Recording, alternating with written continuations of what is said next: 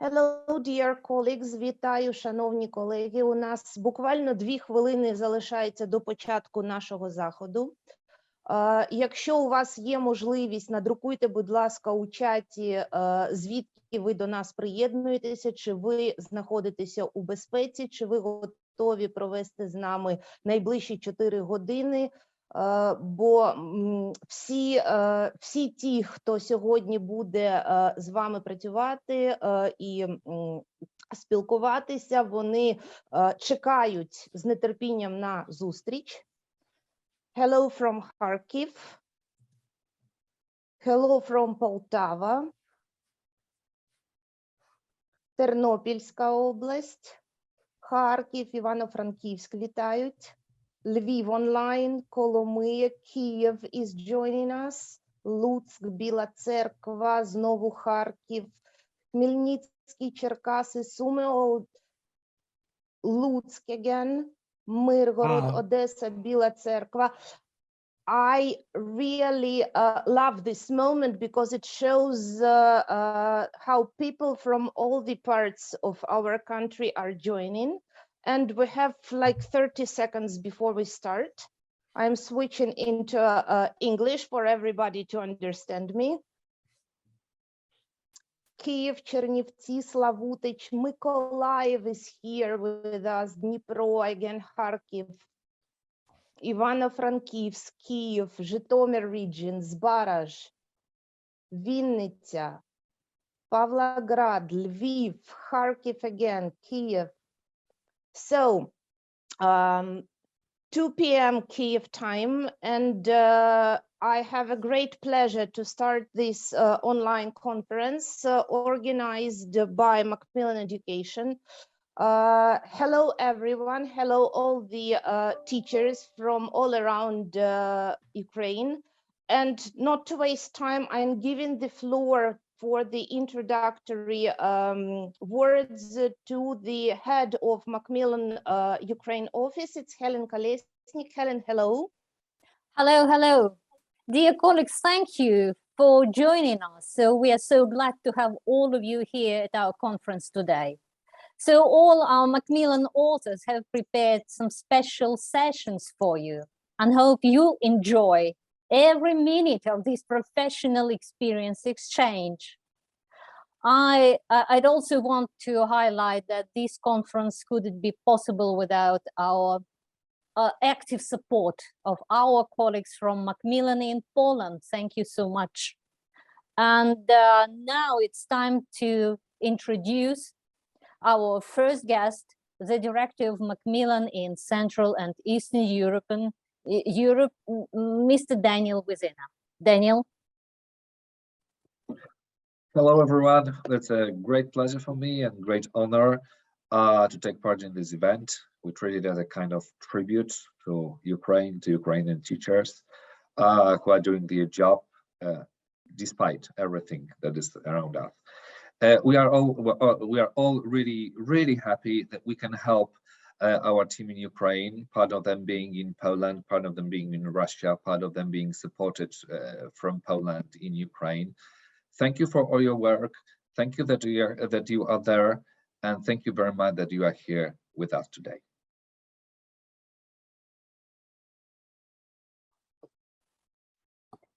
Today with us, our colleague from Poland and the person who initiated the conference and came out with all the best ideas for our conference, our director of teacher training department, Grzegorz Spivak.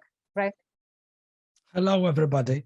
I am truly moved to be able to address you today on behalf of all our team of teacher trainers, consultants, and authors who are based in Warsaw and all over the world. We just want you to know that we root for you guys in this horrible time, and we hope that this conference will, as the name suggests, will be a small tribute to you and to the fantastic work that we know from our Ukrainian colleagues you have been doing, both in Ukraine and outside in various countries all around Europe, to deliver the most wonderful and meaningful thing that I guess we can do in this time of dread, which is to help our learners, big and small, receive the best education that they can in this unprecedented time. And I do hope that you will feel the great goodwill and all the rooting from the fantastic authors, speakers who've responded most enthusiastically at the moment that we approached them with this idea. A few weeks ago, everybody just jumped on the bandwagon and said, well, by all means, count me in. In fact, we had more willing participants than we have openings in today's program. So it just warmed our hearts. And we do hope that you will feel the wonderful emotions throughout the day today. You know, if you like, in the order of appearance, because that I suppose is the only way to give them justice, I would like to introduce to you the incredible lineup that we have got, beginning with Mr. Ben Crystal. Yes, waving to you from the UK, who is going to be joined in his opening session by a very special colleague, Ivanti Novak, also based in the UK at the moment, and they will have something truly unusual for you. So just you know, hold on tight. It's coming up in just a little while, and their double act will be followed first by Jane Cadwallader. Jane, where are you? There she is, waving to you very nicely. Jane, a co-author of the wonderful Academy Stars series, and again, she's prepared a very, very special session specifically for this event today. Jane, yes, you know, sometimes I can see, you know, the window, of course, is limited here in the Zoom, so sometimes I am unable to see whether a person is waving or not, but Jane will have her slot on Have You Got Something to Say? And she will be followed by yet another wonderful member of our Macmillan World author team, Miss Fiona Macmillan. Fiona, could you please wave at there she is. Waving very, very beautifully. From where, Fiona? I forgot to ask you, where are you based at the moment? I'm in Oxford. In Oxford. Okay.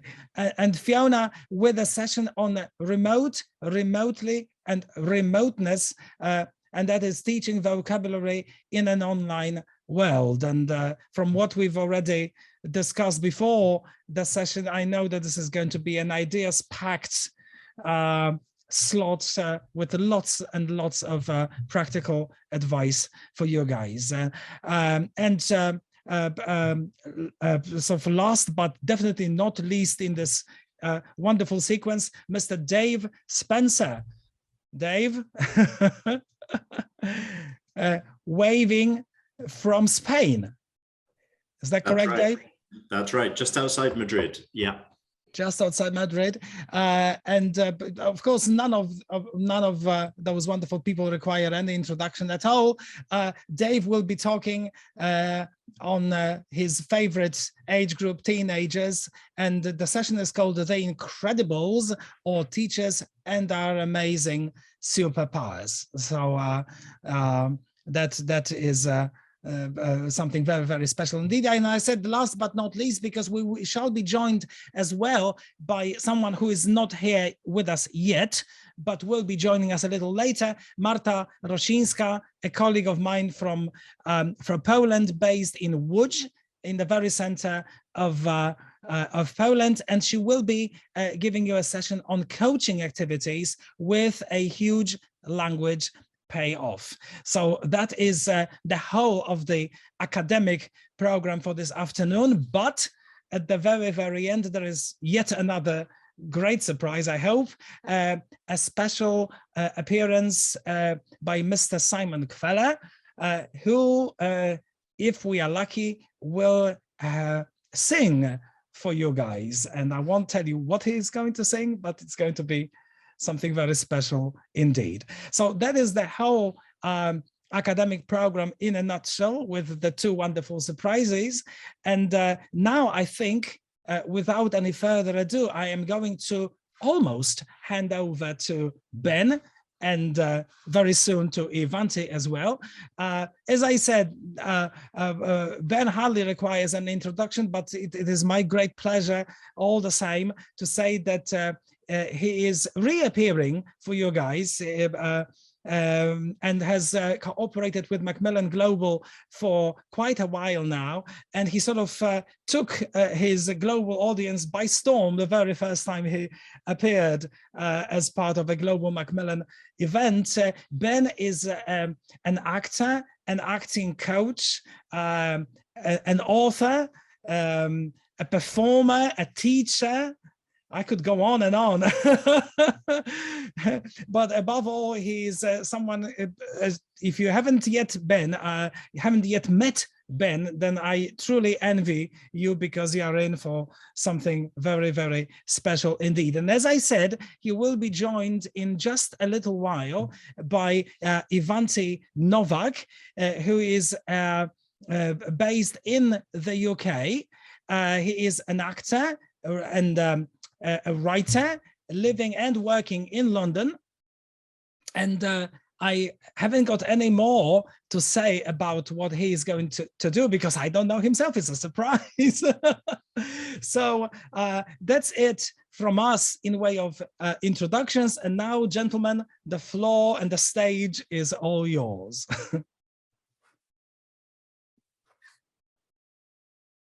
Thank you, Greg. It's a great pleasure to be with you all here today.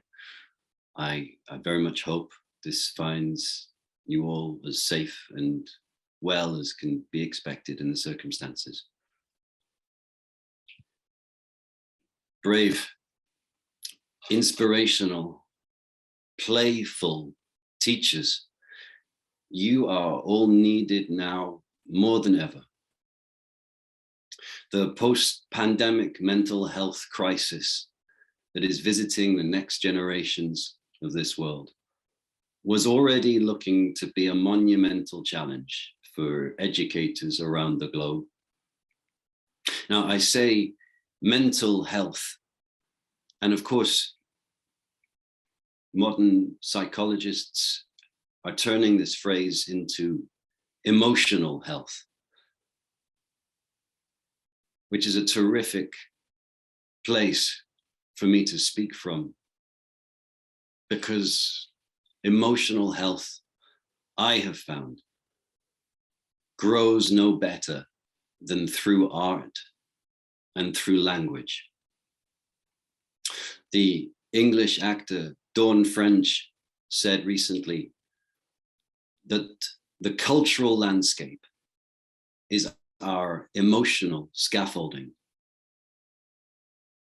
I read an interview with the UK artist Anthony Gormley, who a few years ago was attempting to exhibit some of his work in the war-torn city of Sarajevo.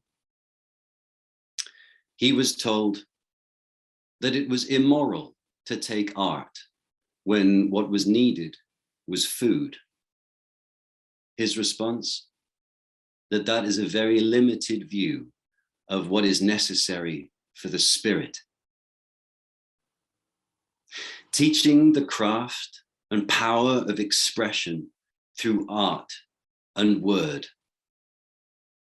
It will make for an age of gifted speakers and artists and a demanding next generation of this world's population. Playing with someone else's words, theatre. It gifts empathy. Learning another language is learning another culture. Both involve understanding someone else's point of view. Both involve stepping into the shoes of a sister, a brother, a friend, an enemy, and attempting to peacefully reconcile those differences. Crossing a bridge of sighs together to pass through the difficult moments that life brings to us and to find common ground in our griefs and our joys. Recognizing that we are all the same. We are all stardust, spending too much time fighting each other for the brief moment we're on this fragile planet, a planet that we are slowly destroying. This little blue dot in the Milky Way, spinning around 1 in 100 billion stars in our tiny little galaxy. Planet or life, it's the only one we have.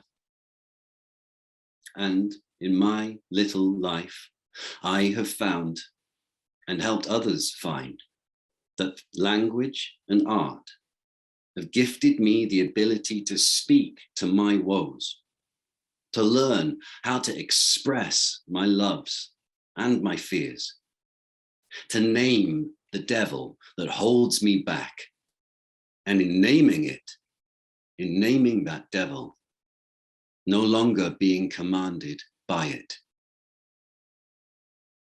An autistic artist here in Wales, where I'm speaking to you from now, called Ellis Griffith, a young man. He hand-painted a Kiev map to help raise money for the Ukraine. He said, I suffer badly with anxiety, and drawing maps helps me a lot as it distracts my mind and calms me.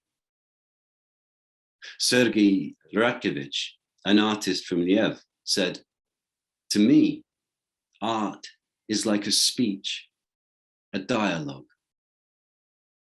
Darunya Momot, an art expert and founder of Sit Art, which is a Ukrainian organization that helps fund and find shelter and resources for artists.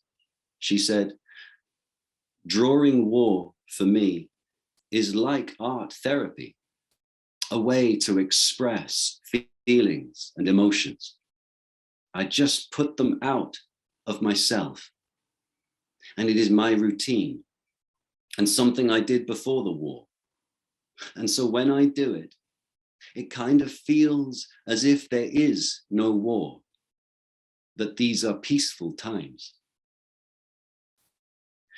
Ukrainian artists, she said, are finally able to speak to the world for the whole nation and create values that will be passed down for many years to come. The horrific events that Ukrainians have encountered through art are now taking shape.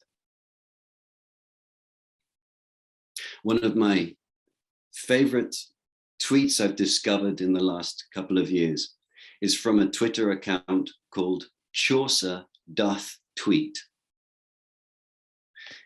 One day, the account writer wrote, want to teach innovation, collaboration, problem solving, empathy, and truly creative thinking?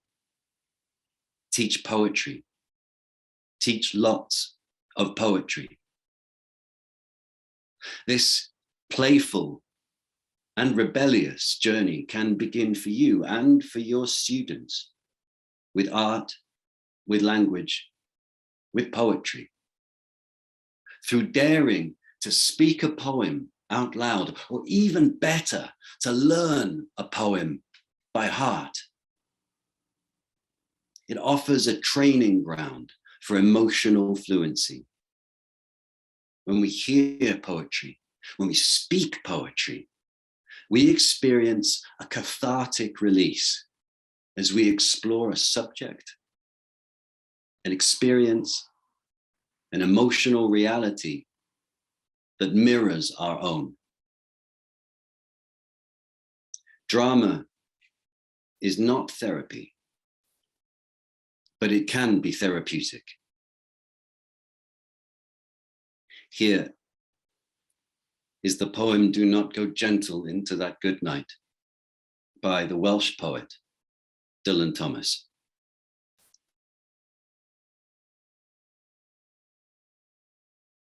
Do not go gentle into that good night. Old age should burn and rave at close of day. Rage, rage against the dying of the light.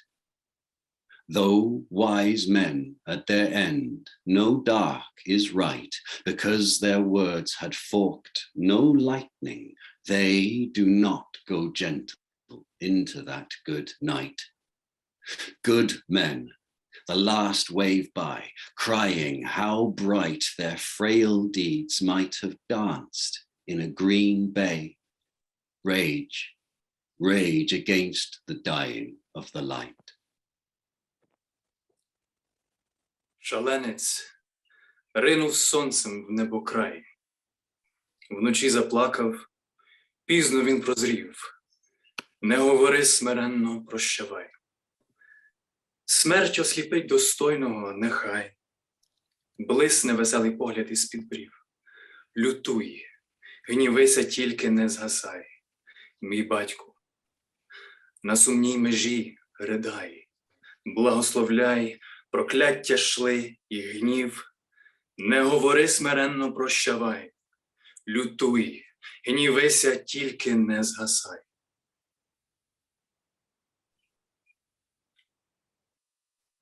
My thanks to Ivanti Novak for joining me, wonderful actor living in London. I've just posted the poem we just read, links to it in English and in Ukrainian into the chat box here. As Ivanti and I were working together on what we might share with you today, it was our common love of Shakespeare that brought us together. And it is absolutely Shakespeare that has taught me the beauty and the power, the playfulness and the resistance that can come from expressing your heart through words. And as we worked together, we thought of a particular sonnet, Shakespeare's sonnet 113. This is a sonnet for anyone who is missing someone right now. I will speak the sonnet in the accent of Shakespeare's time, 400-year-old sound, as we call it, original pronunciation. And then Ivanti will speak the sonnet in Ukrainian. I've just posted the links to the sonnet if you'd like to follow along.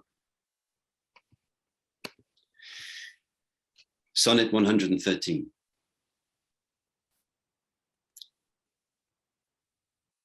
Since I left you, mine eye is in my mind, and that which governs me to go about doth part his function and is partly blind. Seems seeing, but effectually is out, for it no form delivers to the heart of bird, of floor, or shape which it doth latch. Of his quick objects hath the mind no part, nor his own vision holds what it doth catch. For if it see the rootst or gentlest sight, the most sweet favour or deformedst creator, the mountain or the sea, the day or the night, the crow or dove, it shapes him to your fater. Incapable of more, replete with you. My most true mind thus maketh mine untrue.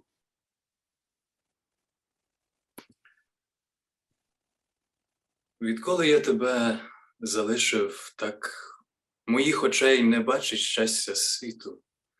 Що горе не біда, то знає всяк, шанує і радість днів простеньку світу.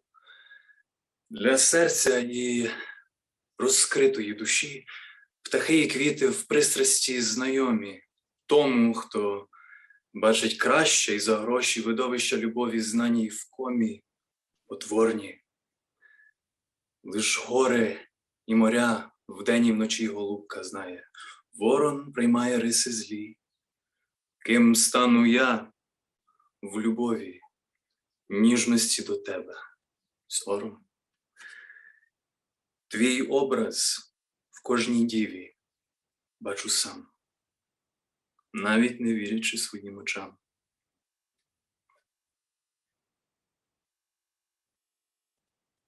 Елегія.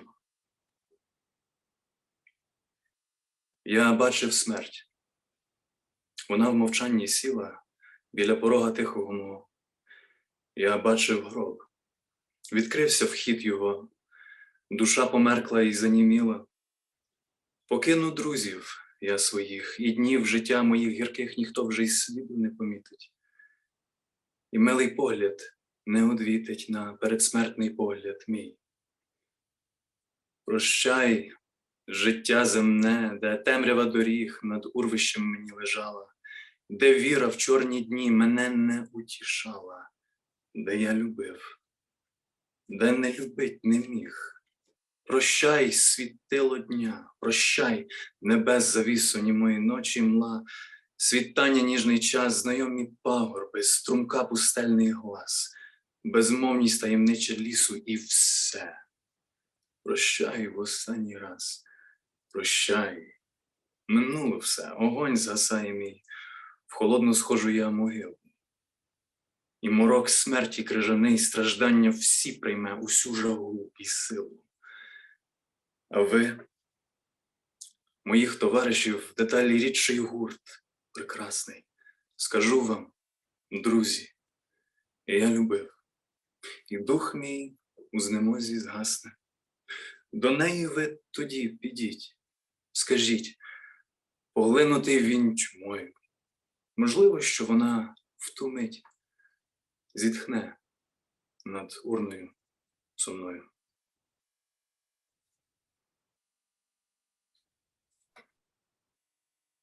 Thank you, Ivan, for that beautiful Ukrainian reading of Pushkin's elegy. And teachers and everyone here from us both, power to you, power to your students, and may you inspire them to be playful, may you inspire them to be rebellious, and may you inspire them to bring us peace in the world in our lifetimes. Thank you. Дякую вам всім. Дякую ті, що вдома. Дякую вчителям. Слава Україні. Героям. Слава.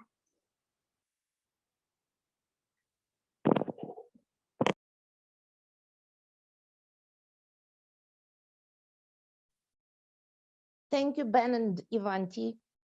It was really touching, and as you can see in the chat box, glory to Ukraine, glory to Ukrainian teachers, and glory to Ukrainian heroes. And thank you really for joining us. It was a great pleasure. Ivanti, thank you for joining this ELT event, but in Ukrainian. It is for many people here, most of the teachers are in Ukraine now, but there are still many teachers, English language teachers, who are abroad, and for them to hear Ukrainian, beautiful poetry in Ukrainian, it was pleasure. And with great pleasure, I am giving the floor to our speaker, to a wonderful woman, to our author, Jane Cadwallader. For most of the teachers in our country, she is known as the co-author of our best-selling book, Academy Stars. Jane, the floor is all yours. We're looking forward to what you're going to share with us. Thank you very much. And I really thank you very much to Ben and Ivanti. It was very moving. I'm really sorry that mine is not in poetry. my presentation is not going to be in poetry, but I hope you will enjoy it. I'm going to just share my desktop so I can bring up my presentation, but I do want to keep the chat box open. Let me just keep it open there, somewhere down here. Okay, great. Just see, make it into a presentation. Okay, I am going to present to you today the skill of presentations. I spent last week along with Ben and with Dave and Fiona. We were at the IATEFL teaching conference, and I actually concentrated a bit, not on just what people were saying, but how they said it. I'm sure this kind of presentation is familiar to all of us. Unfortunately, there was very little of this at the conference, and there were some very good presentations. And I'm pleased to tell you that one of the very good presentations was from one of your colleagues. Ileana gave a presentation that was both moving and very, very effective. And I don't know whether she's with us today. She said she was going to try to be. I know she's either on her way back to Ukraine or back in Ukraine. And I wanted to send her a big hug from here and a big thank you for giving us such a good presentation at the conference. Because giving presentations is not easy. It's not something, sometimes, this public speaking, we're very often not taught how to do it. And it's something that we do need to help our children learn to do it, because it's not easy. I mean, anybody who's done any public speaking will know that it's not easy, but we all have to do it at some point. So I want to look today at what are the benefits of teaching giving presentations in English to our children and helping children to do it well. And this can be divided into language support, planning presentations, and everything else. There's quite a lot of everything else. Okay, so what are the benefits? Firstly, it brings together all these different areas of language that we teach in a motivating way, in a way that children can enjoy. Once they get over the nerves, that is. It focuses on fluency, obviously. It means that you're speaking for a length of time, not just answering questions with yes, no, but giving longer utterances. It makes speaking more meaningful because you're speaking for a purpose, not just to practice English. You're speaking in order to entertain, to convince. In the case of Ben Crystal, to move, to get some response from people, from your audience. It also is a sort of helps children to speak in other activities, and it can do wonders for their self-confidence. Above all, it's an essential life skill. Like if you all think about it, we all have to speak in public, even if it's just in the staff room, or giving a talk, giving some feedback from something that we've been to. If you're a businessman, you have to talk in the boardroom about, I don't know, convince people to use new technology. So it is a life skill that children are going to use throughout their lives, and it's something which you know, we need to teach them. I know my own children get very, very nervous about speaking in public. And I think that was because they didn't do it at a young age and get used to doing it at a young age. So it is an essential life skill. So those are the benefits. How can we help children to do it well? Firstly, language support and planning. We need to think about the vocabulary and grammar specific to the area or the topic that the children are going to speak about. And often this is things like teaching them adjectives or adverbs or ways of doing things so that they make their presentations more interesting to listen to. Discourse markers, they're great because they do the shape of the presentation. You know, that you can, with the discourse marker, you know when you're starting, you know when you're moving from one point to another, you know when you're coming to the conclusion. So it helps both the person giving the presentation and the audience listening it to follow the shape of the presentation. And lastly, functional language, you know, in order to introduce what you're going to be talking about, in order to give your opinions. So in order to describe things. So I think it's a really good idea before you get your children to present something, especially lower down when they're not very experienced, if you actually give the presentation yourself, either to the mirror, really, and then you think of what language and discourse markers and functional language would be useful for your children, and then you feed that in before you expect them to do the presentation. All right, so I wanted to look now at planning a presentation. So let me see, if I put this like this, I can see your comments better. Okay, so I'm going to take as my topic, how does your family use technology? Okay, so let's see how we're going to, where's the thing to go forward? All right, so this is like a presentation formula that you can use. So you need to get information, they need to be able to organize it, order it, and make it memorable.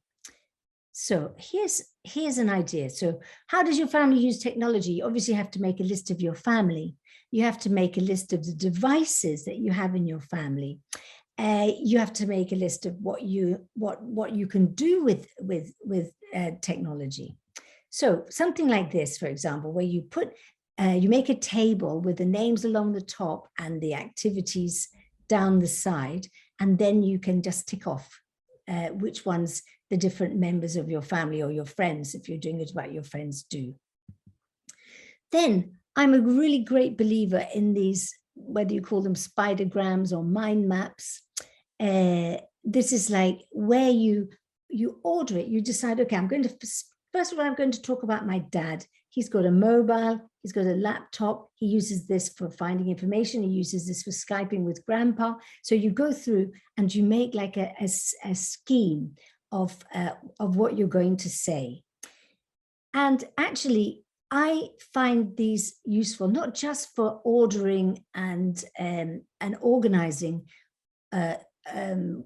presentations, but also actually to take with you into the so when you're giving a presentation, you have it in front of you. For example, I have here mine for today. I don't know if you can see that. I can't see myself anymore. I've got rid of me, so I can see the thing. But so you can see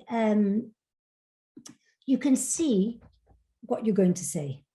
And it helps you because it shows you, what you've still got to say, and that is very important for time. So you can say, okay, I've got through that bit. I've still got to talk about Mum and Tom, and I'm running out of time.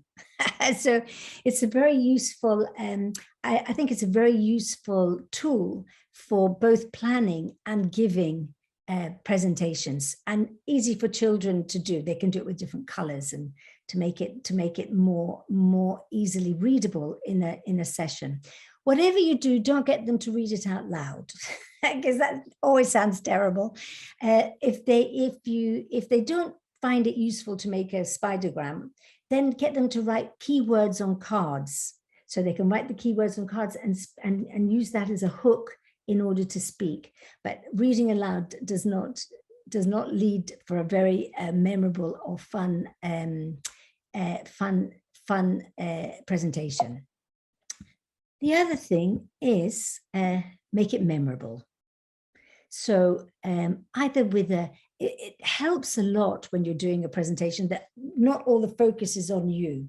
So it helps your audiences to engage more with the presentation, and it helps the children to have something that not all eyes are on them all the time. So either get some photos, do drawings, do a poster, or use an app like PowerPoint, or I'm sure that they're very much digital natives, our children. They probably know a lot of presentation apps which they could use, but make it memorable in some way. All right, so here's somebody with their mind map giving a presentation. And this topic is actually in Academy Stars 4. Okay, so we've had a look at the benefits of presenting and helping children to do it well, both in supporting their language, helping them, so doing a bit of pre-teaching so that when they actually come to do their presentation, they have some support, and also some help with planning it, because a good presentation has to be well planned. All right, everything else. So I want you to watch these 2 short videos. They are actually of Uganda, where the teachers don't have books. Well, the teacher has a book, but the children don't. So, and what this teacher does is he actually teaches his children to present mathematics. So, and he actually teaches them presentation skills through presenting maths.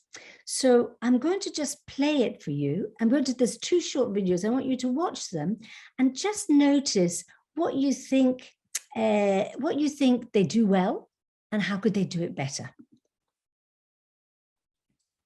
2 times 2. Are you asking the chalkboard or are you asking the 2 times 2? Oh. Excuse me. Also, the answer may be 4, but he has said before and you just kept quiet like it is. You could say wrong or yes. Is it 4? Yes. Then you say thank you. Thank you. This is what it.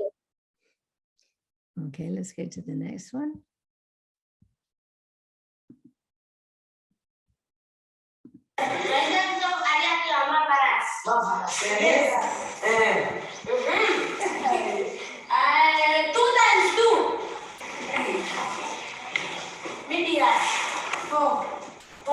Is it wrong? No. You clap for him.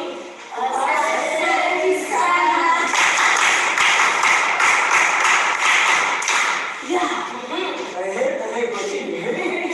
What should you do here? Okay, so let's see the next one. Let me just see what you said. English is bad sound. Okay, I'm sorry. I'm sorry if the sound was bad. But actually, what I hope that you see from this, I hope that you saw that the first child presenting spoke very quietly. And the second one was much more audible and clear and enthusiastic. So connecting with your audience, what's important is you speak audibly, clearly, and enthusiastically. Also, let me just see what people said. Involving everybody, the progress of learning is great. Okay, that's actually, okay, good. Bad sound. I'm sorry about the sound. So look at your audience, make eye contact. I think that the second child did that quite well. Also, use body language. I mean, she used a bit too much body language, but using some body language and smiling is very important, isn't it? ask questions, because if you ask questions as you're giving a presentation, it means that your audience is more involved with you. So it makes them think, it keeps them on the ball, it makes them make sure that they're listening in order to see whether you're going to ask them a question. So it's a good idea to get your children, when they're doing a presentation, to include some questions. Be confident. I mean, being confident, and this last thing is very important, isn't it? But not so easy, because I think that I've thought about it a lot. I think that when you're giving a presentation, whether you're a child or an adult, it's like you're very much showing yourself to other people. And sometimes that can be very difficult. And some children are very nervous about doing that. They're not keen to do it. I mean, it's basically, it's easier said than done to say, oh, you have to be confident when you're giving a presentation. But if you're not a very confident person, or you don't feel very confident about giving a presentation, this is a very difficult thing to do. So this I think is a great way of expressing it. So the human brain starts working the moment you're born and never stops until you stand up to speak in public. And I think this is true for lots of people, isn't it? I don't know about you, but I think that you have to be aware that for some of your children, at least, this will be true. So you need to find out how they feel about it. You can do something like this, which is like a gauge. And they can discuss where they feel they are on that gauge. I mean, are they do they get very nervous? You know, do they like it? Do they love it? Some children love giving presentations, but I think it may be at least not more than half who are people usually either feel, and children usually either feel nervous or they don't like doing it. I also think it depends on the age. I think children go through stages. When they're younger, they're probably maybe not so nervous about speaking in public to their peers. But as they get older, I think the reticence to do it can increase. One thing that I think is very important, this is one of my favorite theorists, is Carol Dweck, is the thing that's, you know, it might be difficult, but it's important to try and not give up too quickly. So if you want to take a screenshot or a photograph of this slide, I think that both the book Mindset and this TED Talk are very interesting things. If you don't already know about her, please take some time to listen or to read the book, because basically what she talks about are fixed mindsets and growth mindsets. And a fixed mindset thinks that your intelligence and your talent are what they are. So if you're not good at speaking you're not good at public speaking, well, that is just the way you were born. I'm very nervous and shy, and I'm not good at public speaking. But if you have a growth mindset, it's a bit different. Let's have a look at these two statements. And can you just put in the chat box, do you think that comes from a growth mindset or a fixed mindset, where you say, I've done a presentation that didn't go well. Let me think what I did wrong and try again. Can you just write in the chat box, growth mindset or fixed mindset? I can just see the growth, very good. Yes, two, great. Okay, great. And this other one is,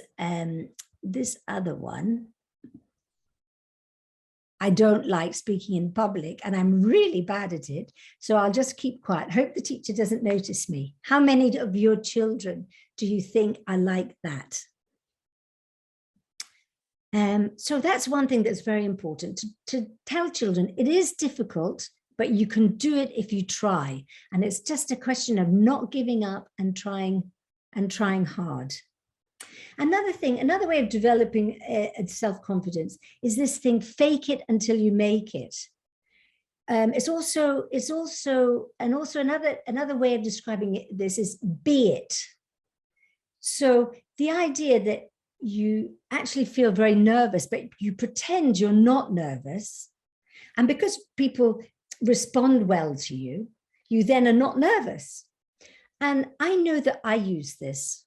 I mean, I don't know that it works for everybody, but I think it's certainly a good thing to pass on to your children, that, you know, you can don't if you pretend that you feel something, you pretend that you're very, you know, you come out and you say, my name is what was that girl's name, Maravillas, and I'm going to talk to you about this, even though inside you're feeling nervous. By being confident, I quite often, what I do is learn the first thing I'm going to say. So I come out and I say the first thing, and that seems to go okay, and then I manage the rest. So this is something that I think is worth passing on to your children. The other thing is about body language. You know, this kind of like the little boy, you know how the teacher in the video kind of went like this, you know, no, not like this, go stand up. And Kate Amy Cuddy has these different power poses. Now the power pose, the initial one, is with your feet on the ground, your chin slightly high, and your arms down. And what I've done is I've made this into a dance, which I would like to do all of us together. But I'd like to show you a demonstration first.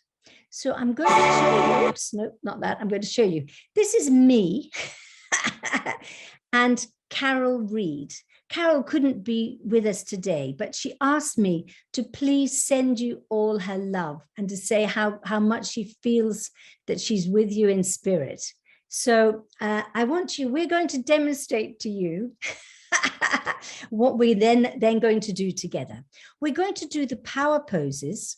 Do you remember those power poses? One is with your hands down by your sides and your chin up. 2, hands on your hips. Hands on your waist. 3, hands behind your head, and 4, arms raised. Okay, so we're going to demonstrate to you the dance. Are you ready? Are you ready for the dance?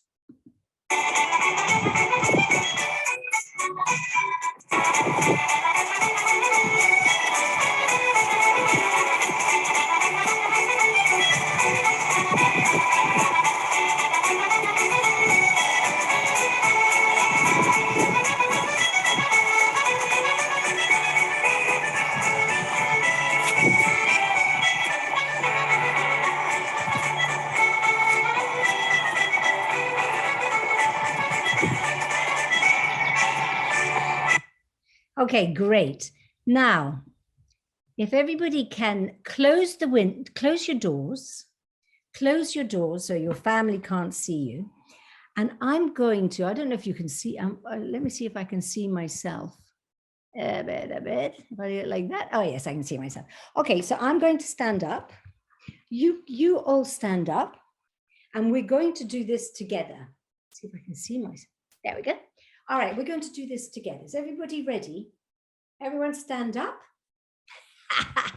Close the door so that nobody can see you. All right, we're going to start with our hands, with our feet on the floor, chins up, hands by your side. Is everybody ready?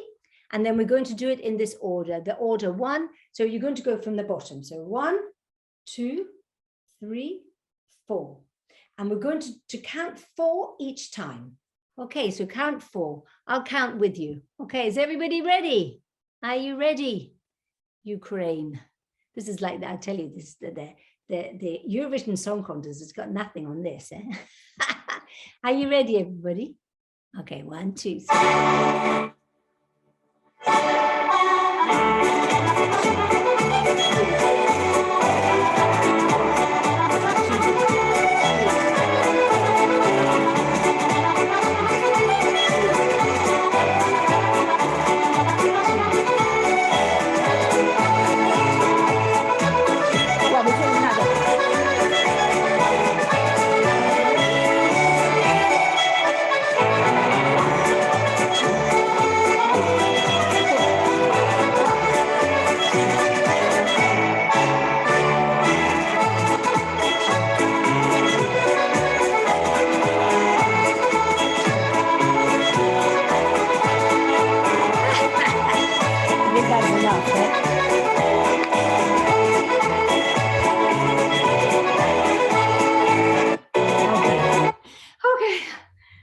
Okay, you should all feel energized now. Okay, so you can do this with your kids, and the idea is to make them feel more powerful. Okay, you can see there's two powerful ladies there. Okay, so we want our children to feel powerful. So this is one thing you can do to them.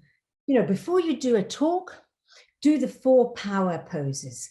Down. Okay. We want them to feel optimistic. So we need to praise them.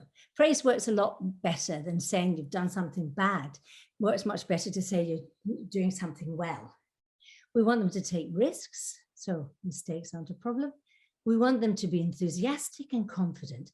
And this kind of dance where you can get everybody doing it, and it doesn't matter if they're all doing it on Zoom, it'll be a break from the other things which they're poor things. Most of them are probably suffering from at the moment, being in a strange land or God forbid, being somewhere where they're hearing bombs and missiles exploding. At least it gives them a time for them to feel good and strong and powerful. Okay, so another way of getting, now we want to look at some ways of getting into giving presentations. So without sort of jumping straight in, going through other channels on the way, building up towards giving presentations. One way is by using drama. So this is a little play, this is a little story, which I'm going to play you. So I'm imagining that most of you are teaching on Zoom at the moment. So what you can get your children to do is say, okay, we're going to listen to a story. Make sure you have some space. I want you to move around. You're under the sea. You're under the sea, you're fish under the sea. So I want you to pretend you're the little pink fish or the big fat fish and move around your rooms, okay? There's also some colors. So when it comes to colors, you can point, see if you can find the colors in your room. Okay, let's see. Let me see this story. Okay, Track 2.16. Let me just get over that. Activities 2 and 3. Okay. A little pink fish was all alone in the big sea. There were no jellyfish, no starfish, and no octopuses. The little pink fish was sad. It waited and it watched.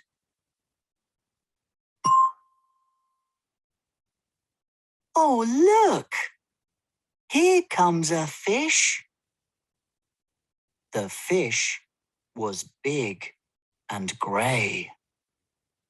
It was bigger and fatter and longer and faster than the little pink fish.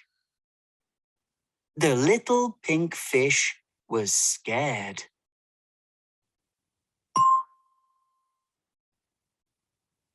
Oh, look! Here comes another fish. The fish was blue, green, yellow, orange, purple, and red. It was the biggest fish of all. The little pink fish was very scared. But look again, little fish. It wasn't one big fish. It was lots of little fish, all different colors. Hey, little pink fish, don't be scared, said a little fish. Come with us. Now, the little pink fish is happy. It always swims with its new friends, and it's never scared. Together is better, thinks the little pink fish. So, oops, went too fast then. Let me go back. No, I'm going forward. What am I doing? Let me just go back a minute. What you can do, I mean, I just played that to you. It would be lovely if we could actually, yes, the best story ever. It is a lovely story, and it's a lovely story for Ukraine at the moment. You know, together is better. You know, and the idea of a big bully and the little fish all getting together to move together is, I think, is very, very apt at the moment. But what you can get the children to do, I mean, I didn't do it because I forgot actually, but what you can do is, as they're listening to the story, encourage them to use facial expressions. The little fish is scared. Ooh, the little fish is happy. The big fish is big and fat, and it moves through the water like this. And the little fish is anyway. So the idea is that through acting out the story, they use facial expressions, they use gestures, postures, and using the space in their rooms. Then you can move on. You get them to circulate. Now they're going to act it out. And what you can do with your children is, first of all, get them to do this, circle it, and then get them to do it at different paces. So get them to repeat, I'm all alone and sad. Everybody repeat, I'm all alone and sad. I'm all alone and sad. I'm all alone and sad. So you can get them to do it at different paces. You can get them to do it at different volumes. Gentle, enthusiastic, intonation, showing different ranges of emotion. So for example, help, I'm scared. Do you sound very scared? Help, I'm scared. And so you can work with them on using their voices as the toolbox of their voice to express different feelings, and that in a presentation that helps. So you may want to be very, very, very emphatic, you know, so you say, listen, we need to do this, okay? Or you need to be reflective. So it's a good way of playing with drama, is a good way of working on these different things and getting children to play around and see the effect, or you do it and they have to say how they feel when you do it. So if you go, oh, little fish, come here. How do you feel? Little fish, come here. How do you feel?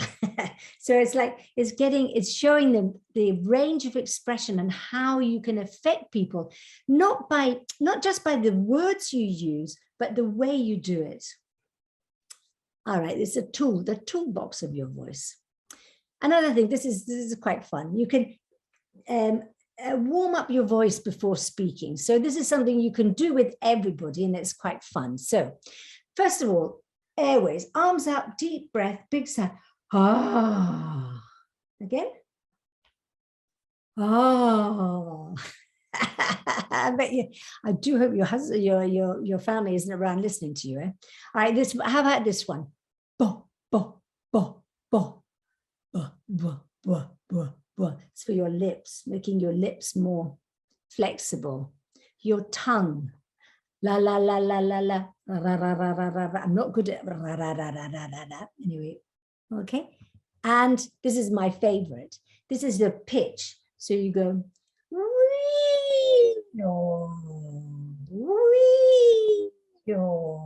By the time you finish all of those, you're speaking in a much clearer way, because you're using your mouth more effectively. Do I sound better now? Anyway, that's another thing that you can do to get them to warm up their voices. All right, so that's drama. And I think drama is actually a wonderful way into giving presentations, or even when you've started to kind of revise and to improve on the way that children present when they present in public. Let me see, what's this I just saw? I may discuss the using phrases for making up the, I can't see. Let me just see, making up the story. Yes, yes, exactly. Good. This thing we will discuss a little using the phrases for making the story, or they can make their own phrases. Oksana, no, they can invent their own ways of saying. They can invent what they think that the big fish and the little fish. I mean, if I was the big fish, I've got big teeth and I'm hungry. Oh, I don't know. Anyway, but drama is a good way of getting children to experiment with their voices, experiment with their body language, and using the space. Okay, the other thing that is this making videos, because obviously if you make a video, you can do it again and again and again until you get it right. You can also show a video where it's just your voice. You're not actually on the video.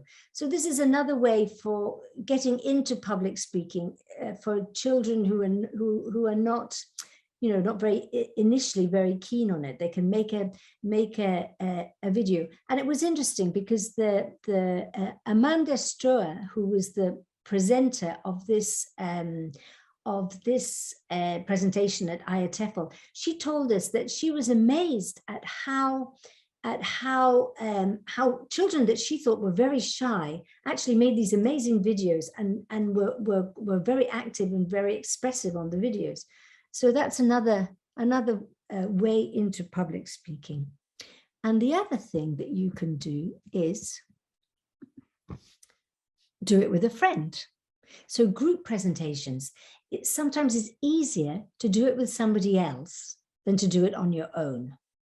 Okay, so they can do these. Let me see if I can move that over a bit. That's Academy Stars too. So you can set up a presentation where they do it in a group, and then one or two people present, and maybe those people are different at each time, or each person in the group presents a bit of the poster. And if you're not very, very self-confident, maybe you can present a little bit, and then next time you do it, you present more of the poster. Okay, so that's two ideas there. I keep doing that the wrong way. This is a very important thing. If you do this and you do group, you get them to do a group presentation, make sure that you give each person in the group a function. So you have a chairperson, she's the person who decides who speaks next, okay? You have a secretary and they write down the ideas. You have a timekeeper, that's an obvious thing, and give them a time always for preparing their presentation. Then these last two are very interesting. The mentor makes sure that no one is left out. So the job of the mentor is to make sure that everybody contributes in the group, and there's not one child who's sitting there not saying anything and feeling left out or feeling they don't have anything to say. So the mentor makes sure that everybody contributes, and the reporter goes from one group to the other, moves around the room to other groups, getting ideas. Of course, if you're teaching now on Zoom and you're not without your children in a classroom, they can do the same thing in breakout rooms. And the reporter can have your role as the teacher, and she can move from a breakout room to breakout room, seeing what other people are doing, and then going back and reporting to her group. So that works very well. And actually, also very important when you give children a presentation to do, give them a time limiter. Here are some tips from the professionals, which is me and my friends, and me and Carol and David and everybody else that gives presentations. And these are things which we can pass on and share with our children. Maybe even make a poster on the wall, or make a handout that you can send, you can put in the chat box in the Zoom or whichever online platform you use, and tell them, be clear about the purpose, be clear why you're doing it. Are you trying to entertain? Are you telling them something important? Are you trying to influence them to feel something. Like you're talking about your forest and how your forest is disappearing, and you want them to feel about it. So you have to be clear about the purpose, make it simple. Nothing is more of a recipe for disaster in a presentation than it's too complicated. So keep it simple, keep it short. Again, make sure that the time that you've given them is very clear, and it's very short. To start off with 5 minutes or 3 minutes. So it has to be very short. Use visuals. We said that before. Encourage them to use either a presentation app or to show photos or show a poster or show some artwork or something. Ask the audience a question. That's always a good thing to do. And also it's good for you and your self-confidence, because if you ask a question and people answer, then you feel that you're not just talking to yourself, you know. You know, that terrible thing where you talk to the children and you think, oh, I wonder if anybody's listening. So it's good for you. It's good for them because it keeps them on their toes, the audience on their toes. And it's good for you because you know that they're with you and that they're following what you're saying. Plan it, very important. Practice it. Practice it. Even I have given hundreds of presentations in my life, some better than others. But I have to say that I always practice it, always, at least once or twice. I go through it and practice it, preferably in front of a mirror where you can see, oh, I'm not smiling, I should smile, that sort of thing. Watch other people, very important. Watch other people. I said at the beginning that when I was at IATEFL, I went around and I was concentrating not just on what people were saying, but how they were saying. Because that's the way to learn. Watch other people. If you can't watch other people tell the children, if you can't watch, what the children are going to watch each other giving presentations, but say to them also, watch the man giving the weather forecast. You know, what does he do? How does he move? You know, what's his face like? So very important to watch other people and do it often. The more, especially for these children who are very nervous about doing it, the more you do it, the more practice you get, the less intimidating you find it. All right. You learn by doing, but you also learn by watching and noticing. So picking up on that, give the audience an evaluation form. So if they're watching a peer giving, so you've got them all on Zoom, you give each of them a topic, and one of the children is the presenter, and they're giving their presentation, and the others are all on their Zoom windows listening. Give them something to do, because otherwise they might start looking out the window. Or make sure that they get as much as they can from the presentation. So you can ask questions like, what vocabulary did the presenter use? And they can jot that down. Did the presenter greet the audience? Did the presenter show the audience anything? Was there any visual? Did the presenter ask the audience a question? What did you like best? So if you do it like this, you know, slowly, the children are going to get to be better presenters. And actually what you're doing then is you're really helping them in life, because they're going to have to present. Everybody does. Everyone has to present something at some point on, and most people, a lot of things in their life. And learning how to present well is a real gift that you can pass on for your children. A couple of quotes to finish off with. I have 3 hints for becoming a good speaker, Charlie Brown. You must know when to stand up, when to speak up, and when to shut up. I think that's great. Mafalda's always very good. I tried to find, I've known this for a long time, but I was trying to search where it actually comes from. And I found it as a preacher, a religious preacher from the early 1900s. He was talking about how he plans his sermons.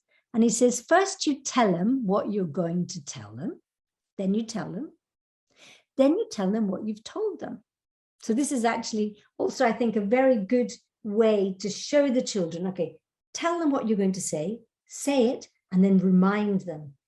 pull it up again, remind them what you've said. So my last thing I would like to leave you on is how you make people feel in a presentation. You know, they'll forget what you said, but they'll never forget how you made them feel. And I really believe that's true. And if you can encourage the children not to give deadpan presentations where they just give the facts, but to be energetic, to be friendly, to be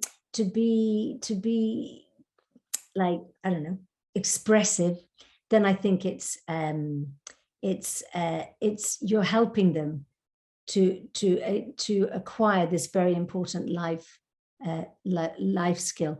And I would just like to end by saying, let me see if I can do it. Slava Ukrainian. Thank you very much for listening. Thank you so much. And I do hope that the ideas that I've given you will be useful and you'll be able to use them in this time when I'm sure your teaching is very difficult and not what you're used to at all. So thank you very much, and a lot of love to all of you. Jane, thank you very much. You are a real energizer, as the teachers in the chat box typed. Your ideas and your enthusiasm, I'm absolutely sure, will be of much help.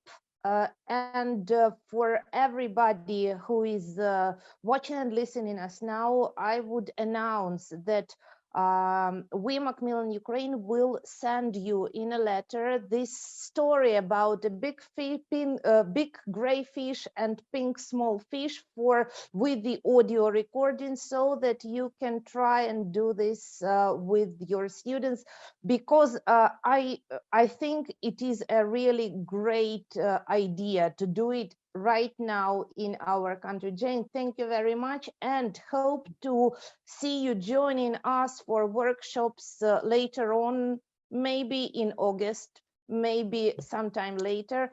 But it was a real pleasure to have you today.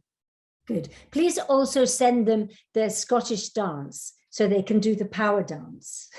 Yeah.